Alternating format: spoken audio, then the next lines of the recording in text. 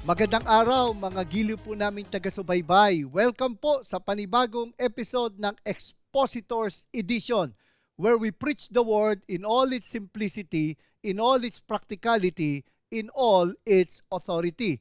Ako po, si Pastor Eric Cortez. Ako naman po si Pastor Erwin Amador ng GCF New Valley. Pastor Erwin, nagkaroon ka na ba ng pagkakataon na you made the commitment, subalit nakaranas ka rin ng challenges sa pagtupad sa commitment na yon? Siguro sa akin na muna as an example, sa akin dati yung quiet time and journaling. Actually yung journaling more on journaling. Sabi ko kay Lord, talagang ako isusulat ko yung mga pagkilos mo sa buhay ko. Pero minsan ay dahil sa kabisihan natin, 'di ba? Yung ating quiet time, pagkabasa, meditate pero hindi ko na naisusulat dahil nga sa dami ng mga iniisip ko pang gagawin. So minsan napuputol yung aking commitment kay Lord.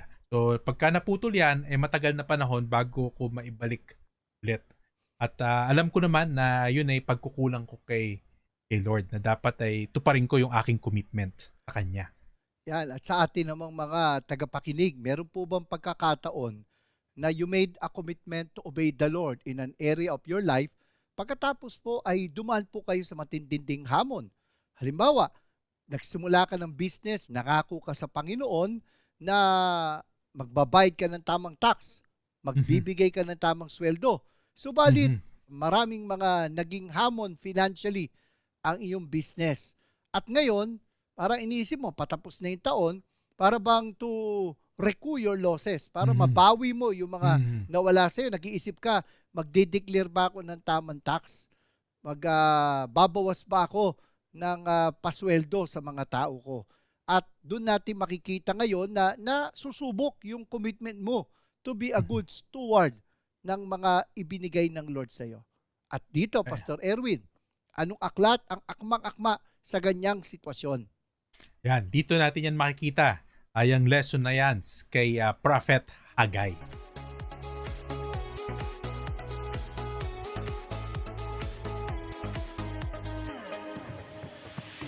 Pastor Erwin, maganda siguro, tingnan muna natin ang historical background ng aklat ni Haggai o sa Tagalog ay Ageo. Oo, Pastor Eric, napakagandang malaman muna natin kung saan nanggagaling si Haggai. Ito, kailangan muna natin tignan yung, actually, isa sa mga favorite verse ito, di ba? Yung sa Oo. Jeremiah chapter 29, verse 11. May konteksto yun at alam natin na ang konteksto niyan ay yung papuntang exile. Dahil nga sa katigasan ng ulo nitong Southern Kingdom ay hindi pa sila natuto doon sa Northern Kingdom na nasakop ng Assyria. Hindi sila natuto doon. Ang sabi ngayon ng Panginoon, dahil dyan sa katigasan ng ulo ninyo, ay kayo naman ay sasakupin ng Babylon at kayo ay ma-exile. At ito yung sinasabi naman una ni Prophet Jeremiah na ito ay 70 years of exile Mhm. in Babylon. So sila ay naroroon muna sa Babylon, itong Jerusalem or Israel ay nasa Babylon, and then sila ngayon ay after 70 years na ito, itong kay Haggai naman ay yung pagbalik nila doon sa exile. Gusto ko munang kunin ang iyong pananaw dito sa Jeremiah chapter 29. 'Di ba? Sabi nga "This is what the Lord says, when 70 years are completed for Babylon, I will come to you and fulfill my gracious promise to bring you back to this place. For I know the plans I have for you, declares the Lord. Plans to prosper you and not to harm you. Mhm. Plans to give you hope and future." Now, sa konteksto nito, it relates to the Jews, 'di ba? Na Mhm. na-exile Mhm. sa Babylon. Meron Mhm. bang application sa atin ito? Yes, dahil ang Panginoon naman, sabi naman sa book of Hebrews ay hindi siya nagbabago. 'Di ba? He is the same yesterday, today, and forever. Kung ano yung character ni Lord doon, unang-una, He is a promise-keeping God. 'Di ba? Dahil yan ang sinabi niya na He knows His plan for His people na yes, mapupunta kayo sa Babylon at pangako niya naman yan I will be gracious to you. Nabanggit mo kanina na after 70 years, ibabalik ko kayo at natupad naman yon.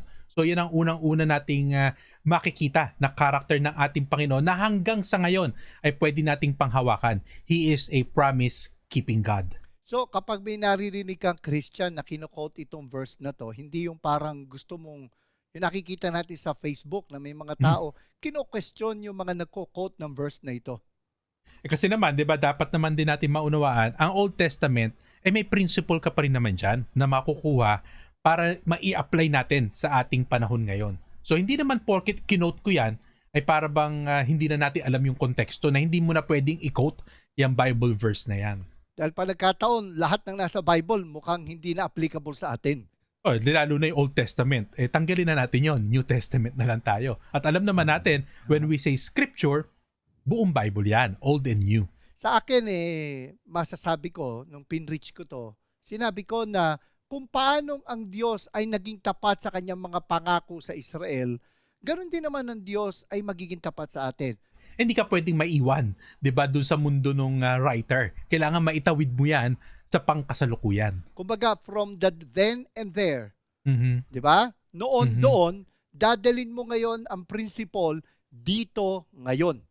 Kaya maging mapag-unawa din naman tayo. Huwag kagad tayong huhusga sa magkukot ng Jeremiah 29:11 o iba pang mga pangako sa lumang tipan. Sapagkat, ang sinasabi nga po namin ni Pastor Erwin, meron pa rin principle na relevant sa atin.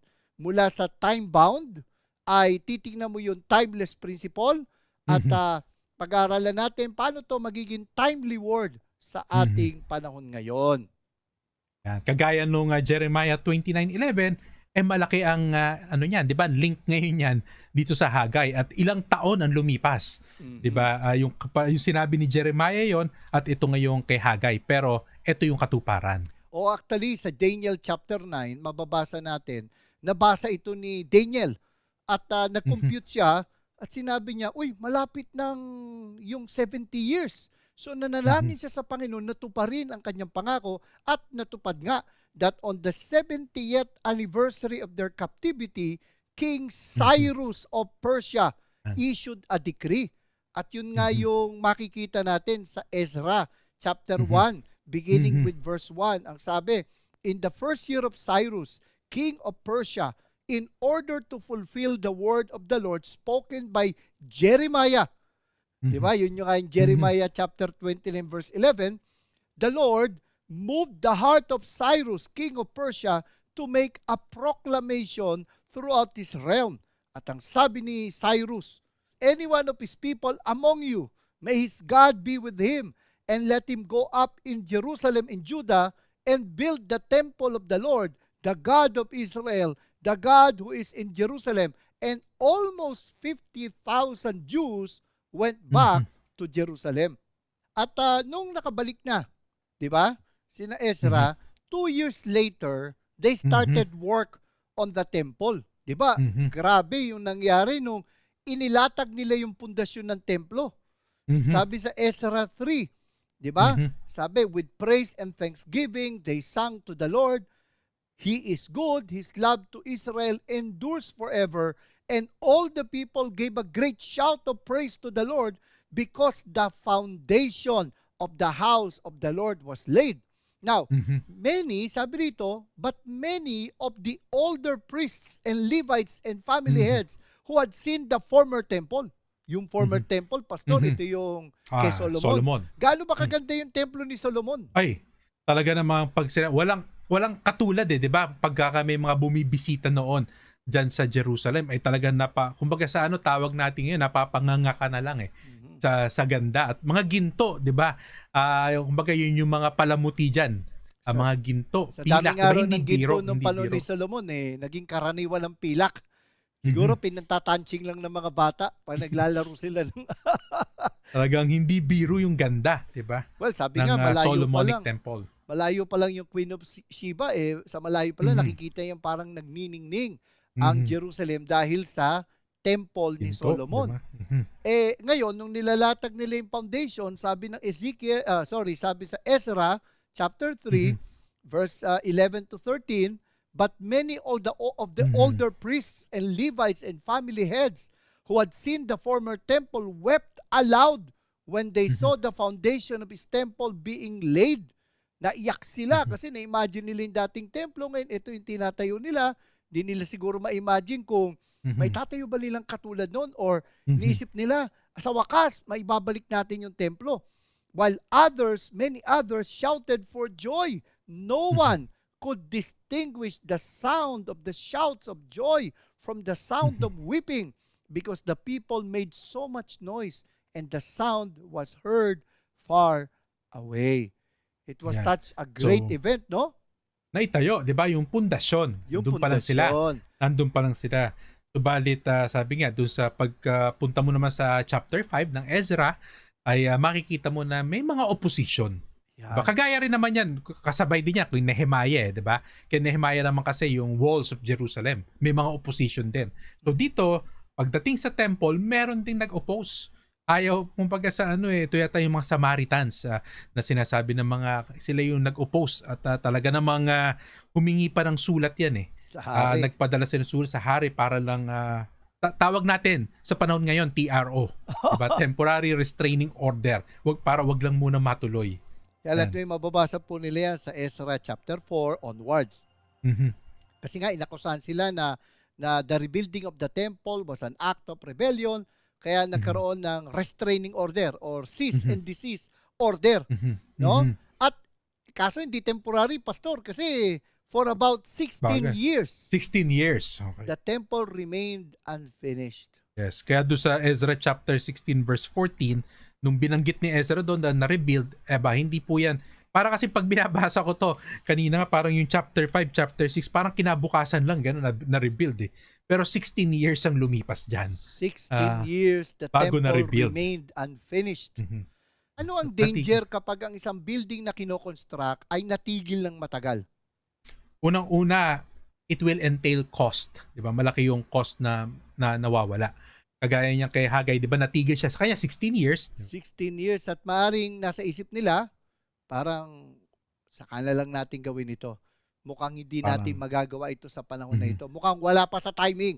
At doon papasok yung Si Hagay. aklat ni Hagay. Na ang Doon ibig siya sabihin pumasok. ng pangalan, Pastor? Actually, ang kanyang pangalan ay Festival, 'di ba? Festive. Festival. Pero sa nakikita niya ay mukhang hindi siya nasisiyahan, 'di ba? Doon sa kanyang nakikita. Well, God sent the prophet Haggai to call the Mhm. people to finish the work. At Mhm. itong Haggai, in-encourage namin kayo, maiksi lang ito, 2 chapter Two lang ito. chapters. I think pangalawa ito sa maiksi eh. Ang pinakamaiksi sa Old Testament si Obadiah. Tapos pangalawa itong si Haggai. Hagay. And we can divide the book into two. Kaya nga suggestion Mhm. natin sa ating mga tagapakinig ay basahin nyo to isang upuan lang. Mhm. Bago lumamig ang kape nyo, bago nyo maubos ang kape nyo, ay tapos nyo na itong aklat na ito. At ang Mhm. first part, from chapter 1 to verse 1 to chapter 2 verse 9, we find God's command for them to resume the work on the temple. And Mhm. yung second part, from chapter 2 verse 10 to the last verse, verse 23, we see the consequence of their obedience to God's command. That He promised that if they resume work on His temple, they will receive His blessings. At yan ang natutunan ko, Pastor Eric, nga kanina sa devotions kay Ezra.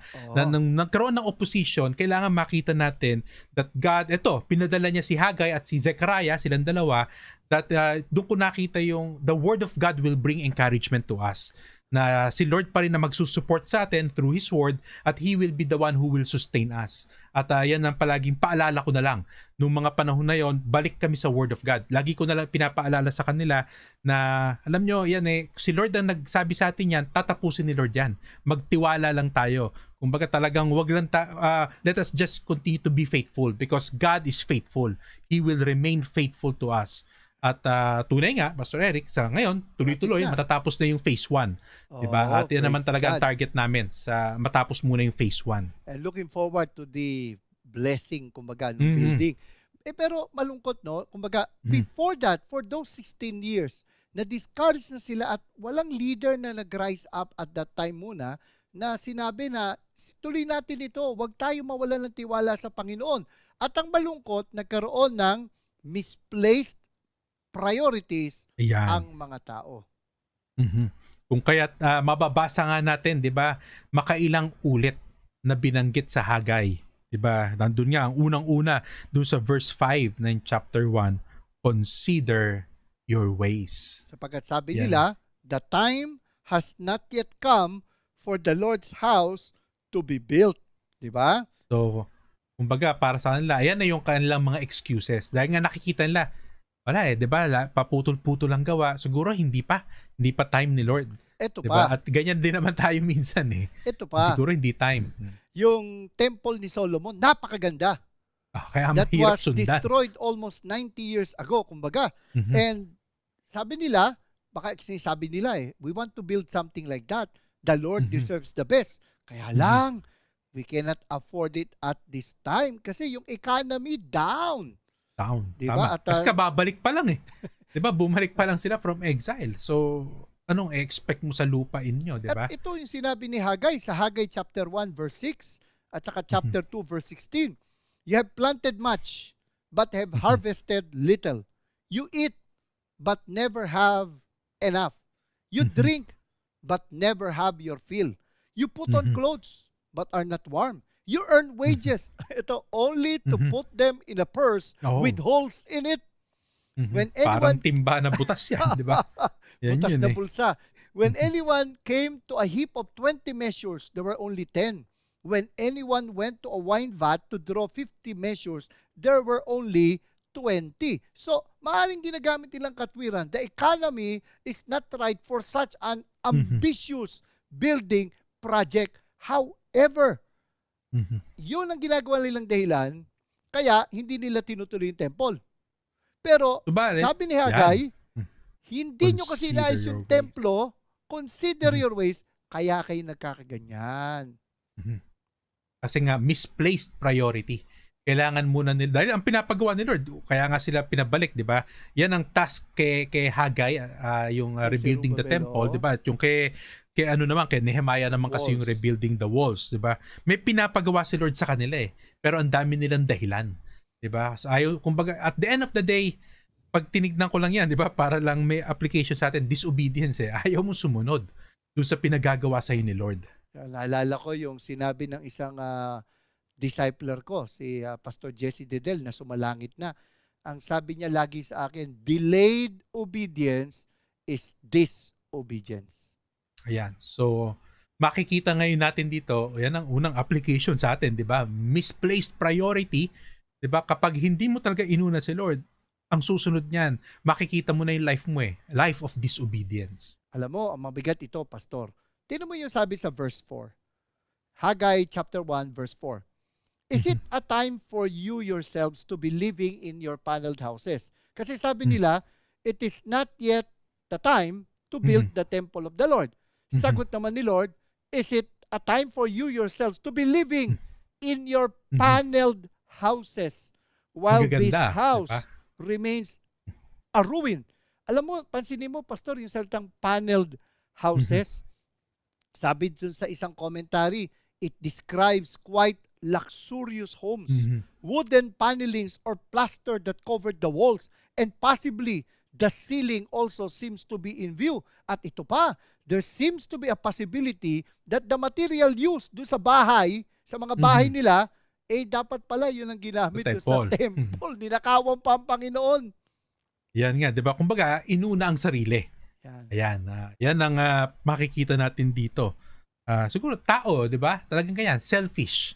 Uunahin muna yung sarili bago yung iba. Bago yung pinagagawa ngayon ni Lord. Sabi nga when you think more of your convenience, when you put more emphasis on your comfort rather than your commitment to the Lord, pinapakita lang nun, hindi talaga siya priority natin. Hindi talaga siya una sa buhay natin. Diba? At ito nga yung nakakatakot, Pastor Erwin. Kasi, sabi nga ni Thomas Constable, sa kanyang commentary or notes kay Haggai, an affluent generation of Christians that is wasting God's generous gifts on trivia and toys will have much to answer for when the Lord returns. Yan ang ating laging ang pinapaalala, 'di ba? Even sa New Testament naman, paalala ni Paul yan, 'di ba? To the rich, yung mga Christian, mga rich people na mananampalataya ay talagang pinapaalalahanan kung nasaan ba ang kanilang priority. Dahil makikita rin naman yan kung paano ginagamit, kung paano they are becoming good stewards of God's resources. At ang mga resources na yan ay time, talents, Mhm. and treasure. Mhm. No? Baga, lahat naman tayo 24 oras eh. 'Di ba? Mhm. Lahat naman tayo 7 days a week. So, Mhm. kung tutuusin, hindi sa wala tayong commitment, kundi Mhm. sa iba mo nilagay yung commitment mo. Yan din naman ang minsan ay, alam mo, ito siguro Pastor Eric, isa sa mga pinagpapasalamat ko rin dahil may mga nakikita rin naman ako, 'di ba, na tao na kumbaga biniless ni Lord, 'di ba, ng sabi mo time, treasures and talents, 'di Oo. ba? Especially in treasure, 'di ba, ay but they are willing. They are really willing to share it to the church. Hindi ba yung syempre kanila naman talaga 'yun kung tutusin pinaghirapan nila, pero they recognize, 'di ba? Meron akong kilalang tao that he really recognized that all of these things is from the Lord. Sabi niya, ako ay manager lamang nitong mga kayamanan na ito, kung kaya't kung anong gusto ng may-ari, doon ko to dadalhin. So, doon ko man hinangaan yun, di ba, na nakita ko talaga na totoo naman at kita ko rin naman kung dahil sumusunod siya, nakita ko naman din kung paano pagpalain ng Panginoon. Actually, may iba, baka ang kinakatwiran eh, naghahabol tayo ng panahon, naghahabol tayo ng kita, kaya hindi pa ako makapagbigay ng panahon sa Panginoon. Minsan nga para ma-soothe yung guilt feelings, magbibigay na lang ng malaki sa church at sasabihin nila, o basta pastor, nagawa ko na yung sa tingin ko para sa Panginoon. Pero alam po ninyo mga kapatid, kung sa panahong gipit tayo, ay hindi yun natin magawang sumunod sa Panginoon. Sa panahon na Mm. marangya tayo o maluwag na ang ating kakayanan, hindi rin natin magagawang mag-commit. Hindi mo pwedeng sabihin, saka na lang ako maglilingkod pag everything is okay na. Saka na lang ako maglilingkod kapag convenient na. Kasi kung ngayon Mhm. pa lang na mahirap, hindi mo pa magawa, lalo na kapag convenient na. So, ang pinag-uusapan natin dito, Pastor Eric, ay priority. Yes. 'Di ba? We must prioritize God. Yun ang lesson dito na madadala natin sa panahon. Hindi naman talaga po ito about the building, project, 'di ba? Hindi oo. yan, hindi ang application po, ang principle po talaga nito ay yung priority natin. Nasaan ba ang ating priority ngayon? Talaga bang priority natin si Lord? Yan ang tanong. Paano ba ipapakita na priority natin si Lord? Para sa akin, Pastor Eric, 'di ba? Unang-una, may mga commitment tayo kay Lord Unang-una, yung paggising mo lang ba, 'di ba? Inuuna mo ba talaga siya? Binibigyan mo ba ng panahon ang ating Panginoon? 'Di ba? Hindi naman sinasabi natin na bawat oras, 'di ba, para bang nananalangin ka, 'di ba? Hindi, dahil alam natin magtatrabaho tayo, may mga ginagawa tayo. Pero ang tanong lang naman ay, do we really make time with the Lord? Hindi find time. Dahil talaga pag hinanapan mo ng oras yan, out of our busyness, kulang. Sasabihin mo, kulang di ba? Hindi ka nga, bilang isang Kristiyano na lang, di ba? Hindi mo minsan mabuksan yung salita ng Diyos Na alam naman natin, yan, dyan pa lang makikita na natin nasa ng ating priority. So, para sa akin, para masabi natin that we really prioritize the Lord, you must fight for your time with the Lord. Fight for your time with God's Word. At saka isa pang makikita natin dito sa Hagay, hindi katwiran ang situation para hindi natin magawang sumunod sa Panginoon o manatiling tapat sa ating Panginoon. Halimbawa, sa business, di ba? Kahit na sabihin mo na nagkakandahirap ang business mo, dapat patuloy pa rin ang pagbabayad mo ng tamang buwis, patuloy pa rin yung pagsisikap mo na makapagbigay ng tamang pasweldo kasi alam mo ito yung pananagutan mo At kung paano mo i-handle yung business mo, ganun magiging pananagutan mo rin sa Diyos yun, hindi hiwalay sa Diyos yun. Lahat ng ating ginagawa, whatever you do it for the glory of God. So, bottom line, obedience. Yeah. Ayan yung sasabi. Dahil wala po sa conveniente yan o maganda yung nangyayari, pangit nangyayari sa buhay natin. At the end of the day, we must obey the Lord. At ang mahirap nga dito because of their misplaced priorities, they reaped God's punishment. Sabi nga ni Lord sa Hagay 1:9-11, you expected much, but see, it turned out to be little. What you brought home, I blew away. Why? Declares the Lord Almighty. Because of my house, which remains a ruin, while each of you is busy with his own house. Therefore, because of you, the heavens have withheld their dew, and the earth its crops. I called for a drought on the fields and the mountains, on the grain, the new wine, the oil, and whatever the ground produces, on men and cattle, and on the labor of your hands. Their negligence of the temple brought about their economic woes. Kaya again, ano sabi ni Lord? Give careful thought to your ways. Mhm. So, paano tayo magsisimula, Pastor? Ba, yan, nalulunod na sa dami ng naging disobedience. Parang feeling niya, hindi ko na alam paano ako magbabalik loob sa Panginoon. Marami na akong nagawang hindi nakalulugod sa Kanya. Paano makakapagbalik loob ang isang mananampalataya na wari ba'y naligaw? Sabi nga, 'di ba, great thing starts from small beginnings. 'Di ba? Magsimula ka muna doon. Alam mo yung mga little obedience natin, yung mga maliliit, kasi kung hindi natin kayang sundin 'yon, hindi natin kayang sundin yung mas malaking pinagagawa sa atin ng Panginoon. So, kung merong pinagagawa sa atin, 'di ba? Doon muna tayo magsimula. Unang-una, let's prioritize God. For me, let us fight for our time with the Lord. And then second, yung ating prayer life, 'di ba? Diyan muna tayo magsisimula. Yan yung mga bagay. Sabi nga, actually, hindi siya small things eh. That's big stones sa life natin. Na kapag yan ay tumama yung pundasyon na yan, makikita na natin susunod na yung ating obedience sa ating Panginoon, yung ating discipleship way sa ating Panginoon ay naroroon na.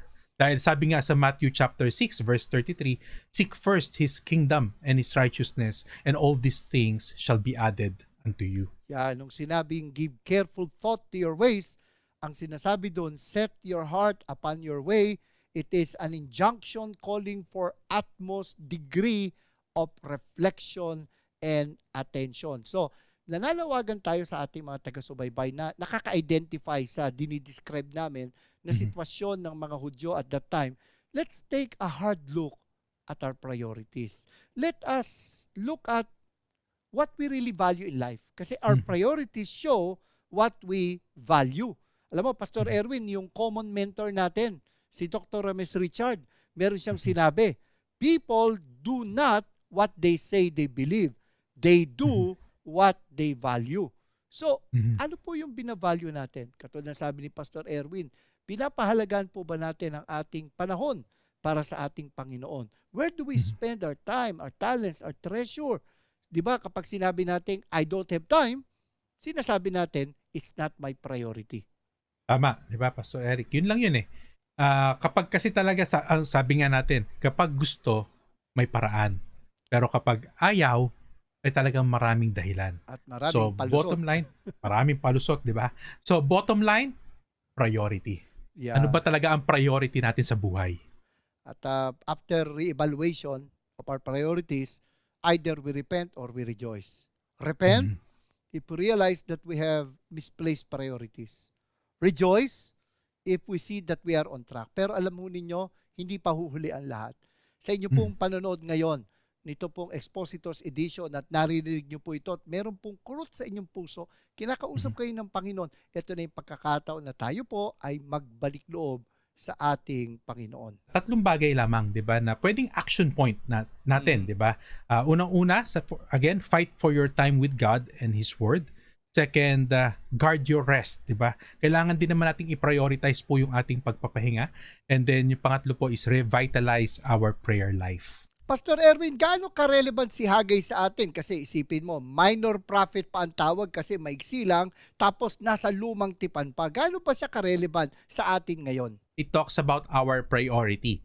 So ang question talaga dito ay, is God our priority? And let me quote to sa ating mga manunood ngayon, si Tony Evans. Ito yung kanyang sinabi. Ito po, quote, people make time for what they think is important.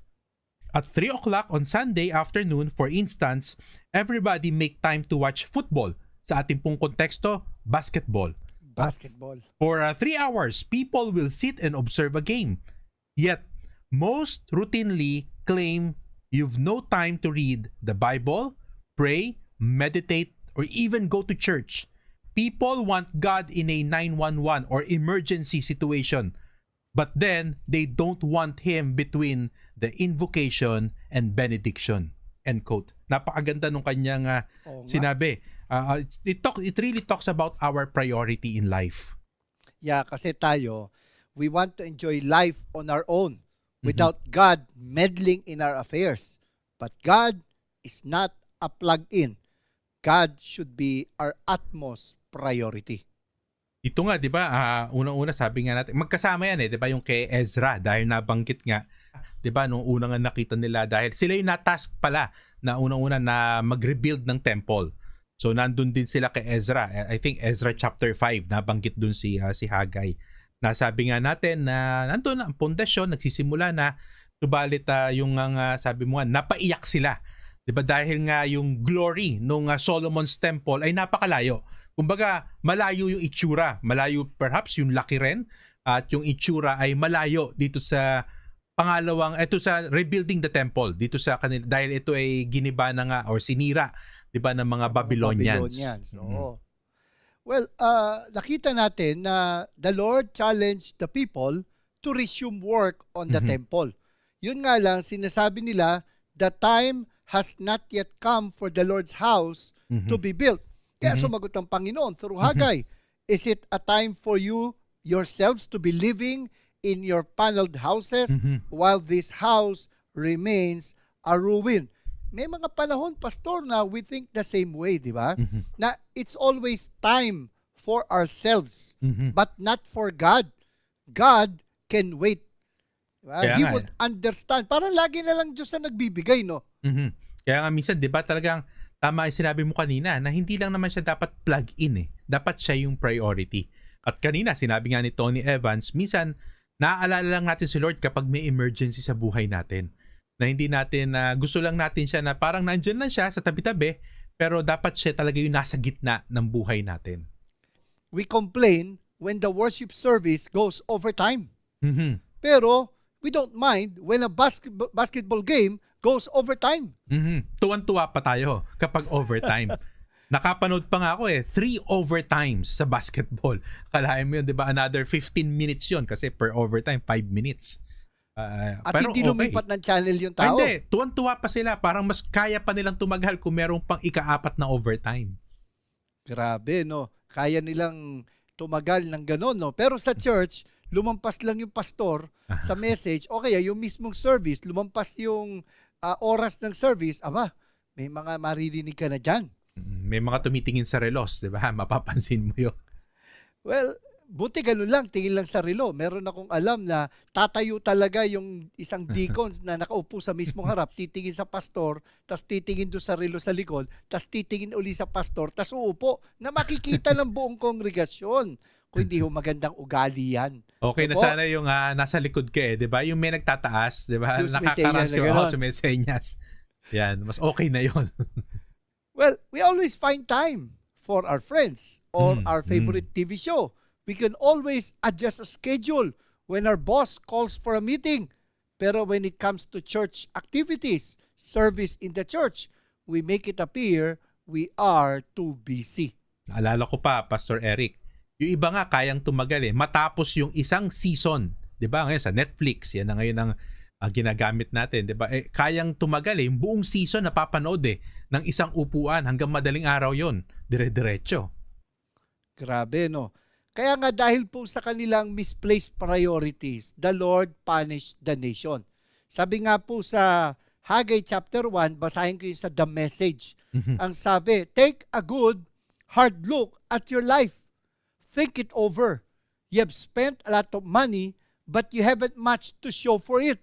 You keep filling your plates, but you never get filled up. You keep drinking and drinking and drinking, but you're always thirsty. You put on layer after layer of clothes, but you can't get warm.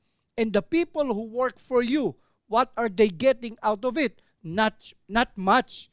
You've had great ambition for yourselves, but nothing has come of it. In other words, diba, parang no satisfaction. Yun ang pinapakita. Kaya nga kanina nung pinag-aaralan ko rin itong Haggai, isa yan sa mga warning Kapag napapansin natin sa buhay natin na parang hindi tayo ma-satisfy, medyo ano na yan it's a call na ni Lord, diba? Na dapat kasi satisfaction natin sa ating Panginoon. So parang medyo ano na yan, ginigising na tayo ng ating Panginoon dyan. Kapag wala na rin tayong kapayapaan, hindi na tayo mapanatag o mapakali, yan po ay mga pitik o himas ng Panginoon, paalala ng Panginoon na mukhang nagdi-drift away na tayo sa Kanya. Kaya nga tanungan natin sa ating mga taga-subaybay, is there an unfinished temple in your life? Now, Ito yung dito, mga pangako, Pastor, di ba? Yung temple, linawin natin. oo, Yung mga pangako mo pa o yung mga gagawin mo para kay Commitment. Lord. Commitment, yan. so the Lord commanded the people to put God first. And pinatayo na nga, sabi nga niya sa chapter 1 verse 7 and 8, give careful thought to your ways, go up into the mountains and bring down timber and build the house so that I may take pleasure in it and be honored. And putting God first requires resetting our priorities. Yan ang ating dapat, ito ang pinaka main idea, kumbaga dito sa Hagay.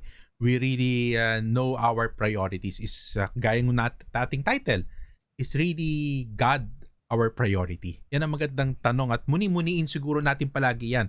Maging hindi lang naman to sa mga manonood, maging do sa mga nagpapastor, di ba, nakagaya natin, ay maganda pa rin na minsan ay mag-reflect tayo. Baka mamaya yung ministry na, yung nauuna at hindi na talaga ang ating Panginoon.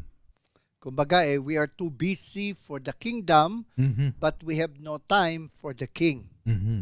Yan. Alam mo, nung unang marinig ko yan, hindi ko maintindihan eh. Ngayong ako ay nagpapastor na-realize ko nga na maaring napaka-aktibo natin sa mga gawain. Nakikita naman sa Facebook natin na napaka-busy natin kasi nga ikaw yung pina-follow ko eh. Sinusundan kita sa pagiging talaga, aktibo sa Panginoon. Alalahanin mo, mamaya may repentance dito. Masama ang nagsisinungaling. Pero seriously, sa mga katulad po naming workaholic, akala namin ang satisfaction ay nakukuha sa pagiging abala sa paglilingkod sa Panginoon. Yung pala pagbibigay ng panahon sa Panginoon, yung ating relasyon sa ating Panginoon. Tama, Pastor Eric. Kaya ngayon talaga maganda rin, maganda talaga pag meron ding tayong nagme-mentor sa atin eh.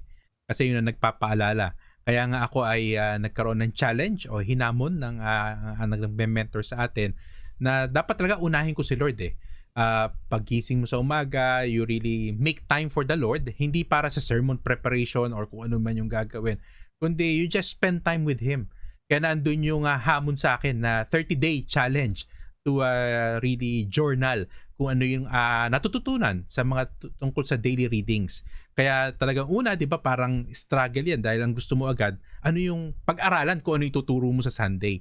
Pero ngayon, unti-unti, I am now on my 24th day ng journaling at yan, pinopost ko naman sa Facebook yung aking mga napupulot o natututunan at nakikita ko na ako rin naman yung nagbebenepisyo, diba, yan doon sa ganyang gawain dahil sabi nga, God is more concerned with our being more than our doing. Tama, and doing flows from being. Yan ang sinasabi dyan. Now, we have to remember na ito pong issue ng pagre-rebuild ng temple, this was not just about a building project dito sa Hagay. No po? Rebuilding the temple was an expression of their faith to God. It was an act of worship. Kaya nga, tanungan natin sa ating mga taga-subaybay, what is it that the Lord has been asking you to do? Tama, Pastor Eric. Remember, kanina, kasi naisulat ko yan sa mga devotion ko, ang pag sinabi nating worship, this is more than singing songs. Alam ko po yung worship, kasama po yon, pagkanta, di ba? Or pag-a-utter mo ng mga praises to God. So, but this is more than lip service. Kasi dito makikita natin kay Hagay, sabi mo nga, it's an expression of their worship, but ang nakita natin doon yung obedience eh.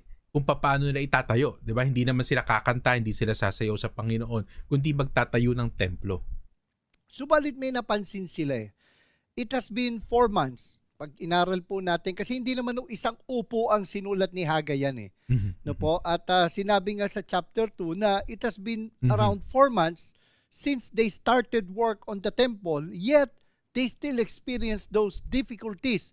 Dinaan ng Panginoon ang pagpalo sa kanila, pagpapaalala sa pamagitan ng economic difficulties. Sa atin, maaaring hindi ganon. Gaya nga ng sinabi ni Pastor Erwin, ay maaring yung kakulangan ng satisfaction.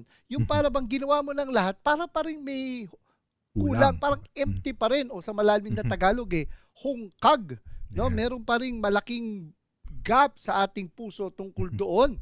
At yun na nga yung dinil ng Panginoon sa kanila corporately and personally, because of course maganda, sinimulan uli nila yung pagtatayo ng templo, pero hindi pa tapos sa kanila ang ating Panginoon. Dahil dito nga, 'di ba, sumunod na mga tanong ng Panginoon dito chine-check na ng Panginoon yung kanilang puso. Kumbaga, tingnan nyo, suriin nyo muna, 'di ba? Kaya nga, consider your ways. Kasama doon, hindi lang naman sa pagtatayo ng templo, kundi yung being nila.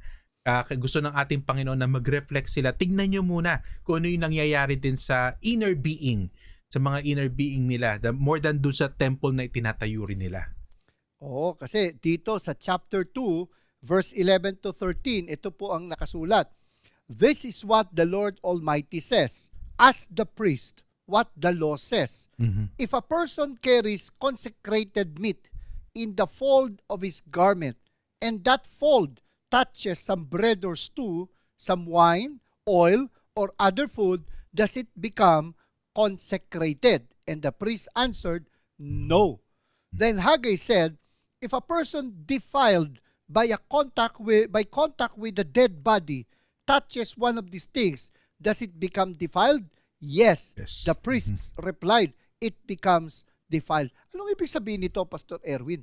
Ito, 'di ba, nando sa verse 14. At sabi nga, kumbaga, dapat tingnan mo, 'di ba, lalo sa huli, yung bang holy, 'di ba? Kapag it touches yung mga unclean, nagiging unclean ba siya? And according to the law, the answer is yes. At ito nga sinasabi ngayon, this is how it is with this people and this nation, says the Lord. Everything they do and everything they offer is defiled by their sin. Kahit na anong i-offer nila ngayon, unclean, 'di ba? Madumi na sa ating Panginoon dahil sa kanilang kasalanan. So kumbaga, kahit i-offer nila yung pinaka-the best na baka, pinaka-the best na tupa, pinaka-magandang uri ng flour, kasi kasama yun sa mga binibigay nila sa Panginoon, it is defiled. Alam mo, sabi nga ni, itong pinapaliwanag para maintindihan ng ating mga tagapakinig, yung sinabi nitong si Haggai, pag ako nagbuhos ng malinis na tubig sa isang baso na puno ng maruming tubig, let's say, ito, sinalo ko doon sa kanal. Tapos, bubuhusan ko ngayon ng malinis na tubig. Ang tanong, lilinis ba yung tubig sa loob ng cup, ng mug? No. Diba? Pero halimbawa, malinis yung tubig na nandito. Tapos, kukuha ngayon ako ng maruming tubig. Pag binuhos ko dito, magiging malinis ba yung tubig? Magiging madumi, diba? Magiging madumi pa rin. Yes. So, sabi nga if I pour clean water in a glass of dirty water, does it make it clean? No. If an unclean thing touches a clean one, does it make it unclean? The obvious answer is yes. So if I pour dirty water in a glass of purified water, does it make it unclean? Yes. At ang masakit ito, sabi sa verse 14, tama ka whatever they do and whatever they offer is defiled. Yes, the temple is clean. But even if they work on the temple, that does not make them clean before the Lord. Because of their sin, di ba? Kaya yan ang sinasabi. Kaya nga, isa yan dapat sa talagang pinapagawa sa kanila ng ating Panginoon. We must come clean before the Lord. Sabi nga, di ba, sa 1 John 1:9, that we must confess our sins to God because He is just and righteous to forgive us and to cleanse us from all of our unrighteousness. Sabi nga, they have to deal with their sins, they have to confess before God. At sinulat nga ni Warren Wiersbe, ang sabi niya, it is not enough to do God's work. We must do it with clean hands and a pure heart. Unconfessed sin is one of the greatest obstacles to accomplishing the Lord's work. Doon ko nakita talaga na minsan ang dami nating ginagawa parang pag wala ka na kumbaga hindi mo nakita yung inner being mo, hindi mo naalagaan, hindi mo na-guard yung soul mo, parang minsan gusto mong sabihin, Lord, balato mo na sa akin to. 'Di ba? Para bang total naman Entitled ka. nagwo-work Total, naman ako naglilingkod sa ka iyo. sa 'Di ba? Panginoon. Parang ito lang naman yung ginawa ko, ito lang naman yung gagawin ko para lang makapag-relax, 'di ba? Matanggal lang yung stress. Pwede na siguro 'yan. Dito hindi pwede. 'Di ba? Kahit na ayan, tinatrabaho naman nila yung temple, pero si Lord, yung sin nila, kailangan ayusin nyo pa rin yung inner life nyo, yung buhay nyo. Actually, meron akong sinulat dito na some of us serve God or give to Him out of guilt. No, we know we need to settle some things with God, but we could not give up a bad habit or a pet sin or a wrong relationship. We know we need to deal with certain issues with our lives, but we won't do it kasi nga pet sin mo nga, ayaw mo mapakawalan. So we get so busy at work, we even miss out on worship. Halimbawa, masyado ka abala, nakokonsensya kasi hindi ka nakakadalo. So anong ginagawa ng iba? They try to compensate by giving big offerings. Parang feeling nila, it would offset yung kanilang shortcomings pang kay quits, Lord. di ba? Parang quits na tayo, Lord, Okay na yan. But we are to serve God not out of duty, but out of devotion.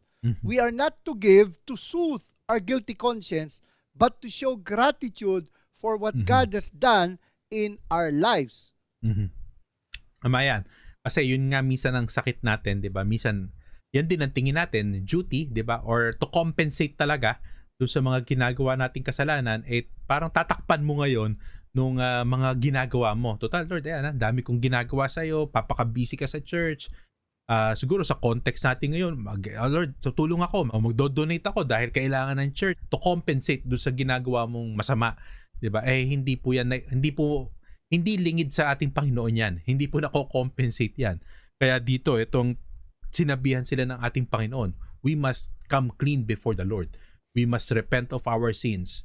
We must confess our sins before the Lord. We must come clean before Him. Ang maganda nito, Pastor, when they decided to put God first, He told them, receive my blessing. Isa sa favorite ko tong Haggai chapter 2 verse 19. Sabi dito makikita natin, the Lord promised His provision. Is there yet any seed left in the barn? Until now, the vine and the fig tree, the pomegranate and the olive tree have not borne fruit. From this day on, I will bless you. Ganda. 'Di ba? Yan yung sa obedience. Totoo naman 'yon. Yan pa rin naman ang principle na madadala natin ngayon. There is a blessing in obedience. Pero hindi rin naman ibig sabihin din naman yung pag sinabi natin blessing, magandang i-qualify natin, 'di ba? Hindi naman palaging material things yung sinasabi natin diyan. Minsan ang blessing din naman ay yung pagiging sabi nga yung pag-intimacy mo with the Lord. Dahil sa sumusunod ka sa Kanya, alam mo na walang barrier. Yun talaga yun, alam mo yung nakakapag-pray ka na lumalampas talaga ng kisame yung prayer mo. Kasi nga alam mo na malinis ka sa ating Panginoon, di ba? Kumbaga yung closeness nyo ay malaking blessing yan. Hindi, yung sinabi nga natin na isa sa pagpapaalala, sasabi ko sana pagpapalo Isa sa pagpapaalala ng Diyos ay yung nawawalan ka ng satisfaction, di ba? Sa ginagawa mo. Pero ngayon na ikaw ay nasa Panginoon, meron kang peace, may settled peace sa iyong puso, sa iyong paglilingkod sa ating Panginoon. Parang kumbaga paghiga mo after mo maglingkod sa Panginoon, ang sarap nung pagkakahiga mo. 'Di ba? Alam mo nga, Lord, nagawa ko talaga yung para sa iyo. At alam mong na natuwa ang ating Panginoon. You know, this provision, Pastor, was not only for their needs, but ito matindi, for the rebuilding of the temple. Kasi sabi sa chapter 2 verse 6, this is what the Lord Almighty says, in a little while, I will once more shake the heavens and the earth, the sea and the dry land. I will shake all nations, and the desired of all nations will come, and I will fill this house with glory, says the Lord Almighty. The silver is mine, and the gold is mine, declares the Lord Almighty. Pastor, ano naging katuparan ng pangako na ito? Ito yung sabi nga parang magvi-visit ang ating Panginoon 'di ba? Kasi nga I will shake the heavens. So ito na yung kanilang divine appointment, and two things, 'di ba? Na dapat natin maintindihan pagdating sa mga ganyan. Category ng prophecy rin. Meron niyang immediate fulfillment at meron din niyang future fulfillment. At pagdating nga dito, nakita naman natin na talaga namang natupad ito yung immediate fulfillment niya dahil nagbigay I think si King Darius, 'di ba? Ang talagang nagsabi na sige, pabalikin sila at nagbigay pa. Bukod sa pinayagan sila, nagbigay pa yan ng mga tulong para nga doon sa temple, ma-rebuild yung temple. So pinaka-immediate fulfillment. Yeah, ang nakakatawa nga ganito Noong sa Ezra chapter 5, kinwestiyon ng governor ng Trans-Euphrates si Tatenai at saka si Shethar-Besonai, ang kaganda ng mga pangalan, no? At yung kanyang mga associates, challenge nila yung work at ang sabi, who authorized you to rebuild this temple and restore this structure?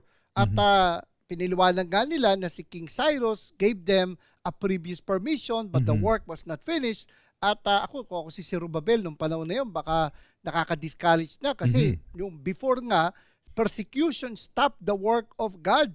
Pero ito nga yung encouragement sa chapter 2, verse 21 to 22 ng Haggai. Tell Zerubbabel, governor of Judah, that I will shake the heavens and the earth. I will overturn royal thrones and shatter the power of the foreign kingdoms. I will overthrow chariots and their drivers, horses and the riders will fall, each by the sword of his brother.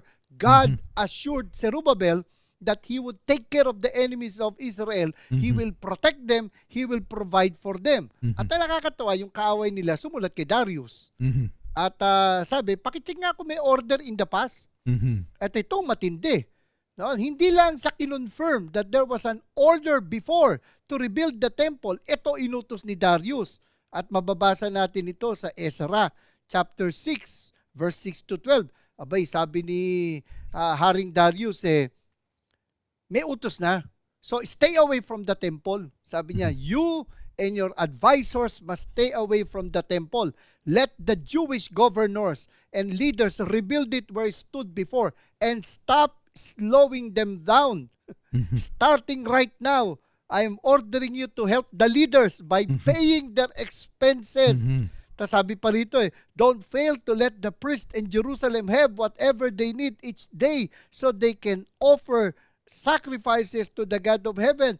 I want them to be able to offer pleasing sacrifices to God and pray for me and my family. At sabi niya, pag hindi kayo sumunod, sabi rito, itutulos kayo. Parang itutusukin sila ng malaking troso. At ang sabi, then it will be driven through your body and your house will be torn down and turned into a garbage dump. So, nabaliktad na ngayon, di ba? Sila yung pumipigil. Ngayon, sila ngayon yung inutusan. Tulungan nyo pa yan. Di ba? Imbis na pigilan ninyo, i-provide ninyo yung mga kanilang pangangailangan. Nagbanta pa nga sabi niya, papatayin ko kayo, tutulos kayo, tapos wawasakin yung bahay nyo. Dito diba? Naman, although, ang makikita natin dyan, God provides. Ito nga isa sa mga natutunan ko sa'yo, di ba? Sabi mo, if it is God's will, it is God's bill. Yeah, and the Lord indeed shook the nations. And talagang ito rin ang ating encouragement sa mga kapwa natin lingkod. When God calls, God enables. And katulad dito, He provided for the cleansing of the temple or the rebuilding of the temple. And 4 years later, they completed the temple. Grabe. At dahil doon, the Lord not only promised provision and protection, the Lord also blessed Zerubbabel with promotion. Yan. Sabi sa chapter 2 verse 23, Pastor, pakibasa nga. Ito maganda. Basahin ko sa New Living Translation. But when this happens, says the Lord of Heaven's armies, I will honor you, Zerubbabel, son of Shealtiel, my servant. I will make you like a signet ring on my finger, says the Lord, for I have chosen you. I, the Lord of Heaven's armies, have spoken. Ano ba yung signet ring, Pastor? Di ba yun yung napaka-importante niyan sa isang hari, di ba, nung panahon nila. Kahit lalo na sa panahon, pag nagbasa tayo nung kay Daniel, yung mga hari sa Babylon, pagka may edict or merong pinagagawang utos ang hari, yung signet ring parang itinatatak yun doon sa doon sa kumbaga sa pang yan official document. Official document yan na pag natatakan niya ng signet ring, ayun na yon. Sabi nga ng mga dyan yata natin nakuha yun eh. Pag sinabi ng hari, hindi na pwedeng mabali yan. Susundin Yeah. na yan. Wala tayong magagawa dyan. So, yan ang sinasabi. Kumbaga, siya yun. Kung ano ang sabihin yan, yun yung gusto ng ating Panginoon. Well, somebody wrote this pinaparallel kay Christ. Kasi sabi, a signet speaks of authority and honor. God gave Zerubbabel authority to finish the temple. God gave His Son authority to save the lost and build His temple, the church. Mhm. At kaya nga sabi natin, 'di ba? Dito naman nandito si Christ na dahil dun sa ito yung mga future naman na fulfillment. Yung sinasabi diyan si Zerubbabel parang prototype ng ating Panginoon. Dahil makikita natin si Christ diyan dahil yan kanina tinignan ko rin 'di ba na ninuno ni kumbaga sa genealogy ni Joseph at ni Mary nandun si Zerubbabel. Kumbaga sa human ancestry ng ating Panginoon kasama yan si Zerubbabel. Common ancestor nila, Mhm. itong si Zerubbabel. At yun ang isa sa promotion doon. Bukod pa sa nangako ang Panginoon sa kanya na Mhm. yung nga matatapos niya yung temple at Mhm. saka pinromote siya ng Lord. Ang sabi pa rito ay more than provision, protection, and promotion, God also promised His presence. Mhm. Diba sa chapter 2 verse 3 to 5, diba? Nakwento nga natin, nag-iyakan sila nung nilatag yung pundasyon, diba? Mhm. At ang sabi nga ng Panginoon, who of you is left who saw this house in its former glory? Yun yung panahon ni Solomon na grabe talaga ganda ng templo. How does it look to you now? Does it not seem to you like nothing? But now be strong, O Zerubbabel, declares the Lord. Mhm. Be strong, O Joshua, son of Jehozadak, the high priest. Be strong, all you people of the land, declares the Lord, and work, for I am with you, declares the Lord Almighty. This is what I covenanted with you when you came out of Egypt, and my spirit remains among you. Do not fear. Tapos meron pang sabi sa verse 9, the glory of this present house will be greater than the glory of the former house, says the Lord Almighty. And in this place, I will grant peace. Anong significance nito, Pastor, sa atin? Sa atin to kasi ang yan, 'di ba? Sabi nga yung temple kasi ang nagvi-visit na diyan sa atin ngayon, or especially when we know yung millennium, 'di ba? Dahil nandiyan ang ating Panginoong Jesus. Kaya naman kaya naging mas parang mas grabe yung glory, sabi nga, 'di ba? In this place, sabi yung glory is the future glory of this temple will be greater than its past glory. That is because of the presence of our Lord Jesus Christ. Sabi mo nga kanina, 'di ba? Yung presence, the abiding presence of God. At ang matindi nga rito, Pastor, ito bagamat talaga namang bongga, sabi nga, bongacious, yung nakaraang temple ni Solomon. Very grand, di ba? The temple of Solomon that was destroyed was grander than the temple they just built. Na para bang it is nothing compared to the temple. Pero what made it more glorious was the presence of God. Di ba? Yun ang importante, the abiding presence of God. So, what does it look like to have the Lord with us? Ito, 'di ba? Yan ang kaya nga sabi nga importante talaga yung ating being. Kasi what does it look like? Remember in Romans chapter 8 verse 29, sabi doon, you are predestined for the believers, you are predestined to be conformed into the image of His Son. So ito yung ating tinatawag na Christ likeness. Yung ating character, yung ating attitude. Kailangan ay makita dyan. Diba yung sabi nga, makita ang ating Panginoon do sa ating character, do sa ating attitude. Yeah, and His presence gives us strength. Sabi niya, be strong. His presence gives us courage. Sabi niya, do not fear. And sabi pa niya, I will grant peace. His presence grants peace to us. Strength to carry on His work, courage to continue, and the peace in the midst of the challenges, lalo na ngayon, the challenges we are facing and we will face as we seek to obey God. Marami pong salamat sa inyong pagsubaybay sa isa na naman pong mayamang talakayan dito po sa Expositors Edition. Huwag niyo pong kakalimutang mag-subscribe sa amin pong YouTube channel at kung kayo napagpala, paki-like na rin po at paki-share. Maaari rin niyo po kaming i-follow sa Facebook at sa Spotify. At mapapakinggan din po ang Expositors Edition dyan nga po sa Bicol Region sa pamamagitan ng Care 104.3 D-Way FM at maging sa Mindanao Region dyan po sa DXAS 1116 sa Zamboanga, Basilan, Sulu at Tawi-Tawi. Ako po, si Pastor Eric Cortez na nagpapaalala, ang katotohanang nagpapalaya, katotohanang isinasagawa. Ako naman po si Pastor Erwin Amador na nagsasabi po sa inyong be intentional in studying God's Word and be intimate with the God of the Word.